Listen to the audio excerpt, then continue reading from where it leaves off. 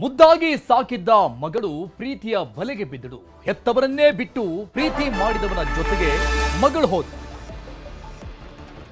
ಸಾಕಿ ಸಲುಹಿದಂತಹ ತಂದೆ ತಾಯಿನ ಬಿಟ್ಟು ಮಗಳು ಪ್ರೀತಿ ಮಾಡಿದವನ ಜೊತೆಗೆ ಮನೆ ಬಿಟ್ಟು ಹೋಗಿದ್ದು, ಹೆತ್ತವರನ್ನ ಬಿಟ್ಟು ಹೋಗಿದ್ದು.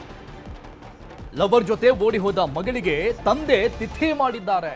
ಸತ್ತು ಹೋದ್ಲು ನಮ್ಮ ಪಾಲಿಗೆ ಅಂತ ಮಗಳ ತಿಥಿ ಮಾಡಿ ಇಡೀ ಊರಿಗೆ ಊಟ ಹಾಕಿದ್ದಾರೆ ಅಪ್ಪ. ಸುಷ್ಮಿತಾ ಶಿವಗೌಡ ಪಾಟೀಲ್ ಯುವತಿ ಹೆಸರು. ಪ್ರೀತಿ ಮಾಡಿ ಓಡಿ ಹೋದಂತ ಯುವತಿ ಸುಷ್ಮಿತಾ. ಬೆಳಗಾವಿಯ ರಾಯಭಾಗದ ನಾಗರಾಳ ಗ್ರಾಮದಲ್ಲಿ ನಡೆದಂತಹ ವಿಚಿತ್ರ ಘಟನೆ ಇದು. 19 ವರ್ಷದ ಸುಷ್ಮಿತಾ, ವಿಠಲ್ ಬಸ್ತವಾಡೆ 29 ವರ್ಷ ಈತನಿಗೆ. ಇಬ್ರು ಕೂಡ ಪ್ರೀತಿ ಮಾಡ್ತಾ ಇದ್ರು. ಈತನ ಜೊತೆಗೆ ಸುಷ್ಮಿತಾ ಮನೆ ಬಿಟ್ಟು ಹೋಗಿದ್ದಾಳೆ. ನಾಗರಾಳ ಗ್ರಾಮದವರೇ ಇಬ್ರು ಕೂಡ. ಮಗಳಿಗೆ ಶ್ರಾದ್ದ ಮಾಡಿ ತಿಥಿ ಊಟ ಹಾಕಿದ್ದಾರೆ.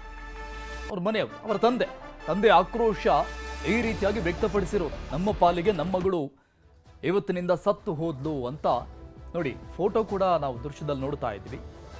ಮಗಳು ಪ್ರೀತಿ ಮಾಡಿದವನ ಜೊತೆಗೆ ಮನೆ ಬಿಟ್ಟು ಹೋದ್ಲು ಅನ್ನುವಂಥ ಕಾರಣಕ್ಕಾಗಿ ತಂದೆಯ ಆಕ್ರೋಶ ಈ ರೀತಿಯಾಗಿ ವ್ಯಕ್ತ ಆಗಿರೋದು. ಊರಲ್ಲೆಲ್ಲ ಬ್ಯಾನರ್ ಕಟ್ಟಿದ್ದಾರೆ, ಭಾವಪೂರ್ಣ ಶ್ರದ್ಧಾಂಜಲಿ ಅಂತ ಹೂವಿನ ಹಾರ ಹಾಕಿ. ಇದಕ್ಕಿಂತ ಹೆಚ್ಚಿಗೆ ಮನೆಯಲ್ಲಿ ಇಡೀ ಅಡಿಗೆ ಮಾಡಿಸಿ ಇಡೀ ಊರಿಗೆ ತಿಥಿ ಊಟ ಹಾಕಿದ್ದಾರೆ. ಅದ ನಮ್ದು ಸಂಸ್ಕಾರ ಬಿಟ್ಟು ಬೇರೆ ಮನೆ ತನಕ ಕೆಡಕ್ ಮಾಡಿ ನಮ್ಮ ಮನಸ್ಸು ನಿಮಿಷ ಭಾಳ ಹಾಕಿ, ಅದರ ಕಾರಣಕ್ಕಾಗಿ ಯಾಕೆ ನಮ್ಮ ಪಾಲಿಗೆ ನಮ್ಮ ಮನೆಗೆ ತೀರ್ಕೊಂಡ್ರು ಅಂತ ಹೇಳಿ ಊಟಕ್ಕೆ ಹಾಕಿಸಿದ್ವಿ. ನೀನು 9-10 ಇದಲ್ಲ, ನೀನು 9 ತಾರೀಕು ಮಿಸ್ಸಿಂಗ್ ಆಯ್ತು ಕಂಪ್ಲೇಂಟ್ ಮಾಡಿದ್ದು. ಅವ್ರಿಗೆ ಹೇಳಿ ಇದನ್ನು ಮುಗಿಸ್ತೇವೆ ನಾವು ಮಾಡಿ ಅಂತ ಹೇಳಿ ಮುಗಿಸಿದ್ವಿ. ಅವ್ರು ಡಿಗ್ರಿ ಮಾಡಿ ಅದನ್ನು ಕೋರ್ಟ್ನಾಗ ಮುಗಿಸೋದು ಮಾಡಿದ್ರು.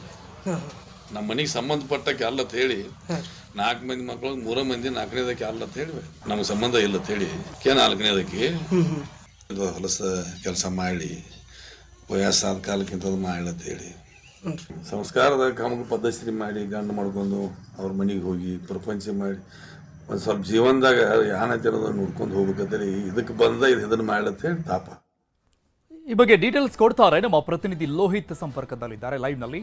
ಲೋಹಿತ್, ತಂದೆಯ ಆಕ್ರೋಶ ಹೇಗಿತ್ತು ಅನ್ನುವಂಥದ್ದು ಈ ಘಟನೆಯನ್ನು ನೋಡ್ತಾ ಇದ್ರೆ ಪ್ರತಿಯೊಬ್ಬರಿಗೂ ಕೂಡ ಅರ್ಥ ಆಗುತ್ತೆ.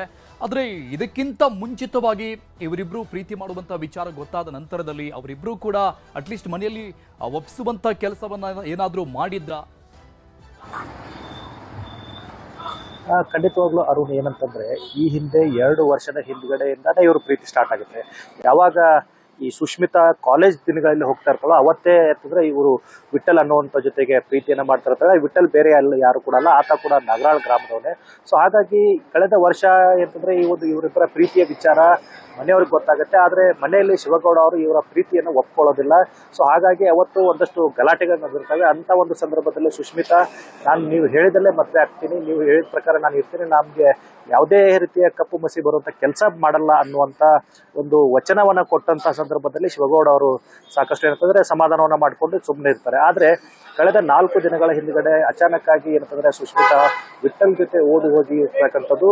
ಸೊ ಇದೇ ವಿಚಾರವಾಗಿ ಪೊಲೀಸ್ ಠಾಣೆ ಅಂತ ಮೆಟ್ಟಲಿರುವಂತ ಸಂದರ್ಭದಲ್ಲಿ ಇವರಿಬ್ರು ಕೂಡ ಮದುವೆ ಆಗಿದ್ದಾರೆ ಅನ್ನುವಂಥ ವಿಚಾರ ತಿಳಿತಾ ಇದ್ದಂತೆ ಶಿವಗೌಡ ಅವರಿಗೆ ಸಾಕಷ್ಟು ಏನಂತಂದ್ರೆ ಆಘಾತ, ಹಾಗೆ ಸಾಕಷ್ಟು ಮನಸ್ಸು ಕೂಡ ನೊಂದಿರ್ತಕ್ಕಂಥದ್ದು. ಯಾಕಂತಂದ್ರೆ ಅವ್ರಿಗೆ ಒಟ್ಟು ಇರ್ತಕ್ಕಂಥವ್ರು 4 ಜನ ಹೆಣ್ಮಕ್ಳು, ಯಾರು ಕೂಡ ಗಂಡು ಮಕ್ಕಳಿಲ್ಲ.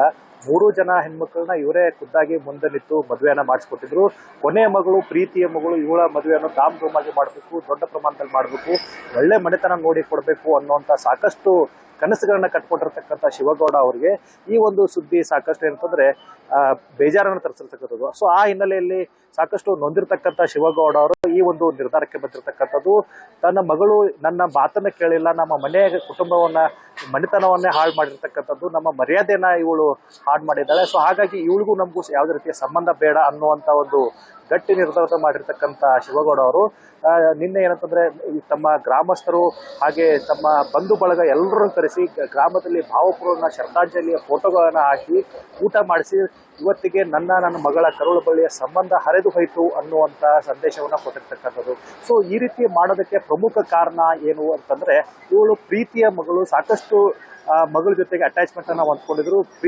ಕೊನೆಯ ಮಗಳಾಗಿರೋದಂತ ಇವಳ ಮೇಲೆ ಸಾಕಷ್ಟು ಭರವಸೆ ನಂಬಿಕೆಗಳನ್ನ ಇಟ್ಕೊಂಡಿದ್ರು. ಆದ್ರೆ ಇದೇ ಮಗಳು ಈ ರೀತಿ ಮಾಡ್ತಾಳೆ ಅಂತ ಹೇಳಿ ಕನಸು ಕೂಡ ಶಿವಗೌಡ ಅವರು ಅನ್ಕೊಂಡಿರ್ಲಿಲ್ಲ.